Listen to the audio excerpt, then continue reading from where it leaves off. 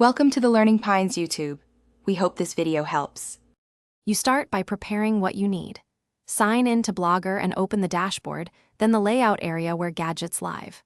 Once there, go to Google Translate's element generator and create a translate widget configured for your site languages.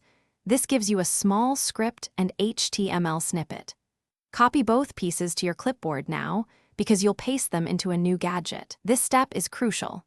Make sure the code includes the initialization script and the div container so the widget renders correctly on your blog. Next, add the Translate button to your layout. In Layout, click Add a Gadget and pick HTML/JavaScript. Paste the initialization script first if provided, then the widget HTML div that displays the selector.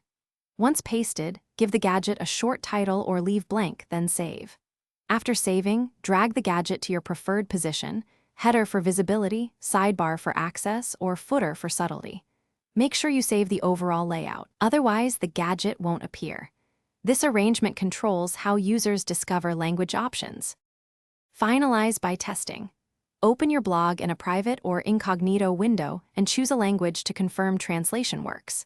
If the widget doesn't appear, check that another script isn't blocking it and that your theme's content security allows external scripts. Once done, clear your browser cache and reload. If problems persist, remove and re-add the gadget, or paste the widget code into theme edit HTML near the /body tag. One key troubleshooting tip: disable third-party script blockers and retry. Many issues are caused by extensions. Thanks for watching. Consider subscribing if we helped you.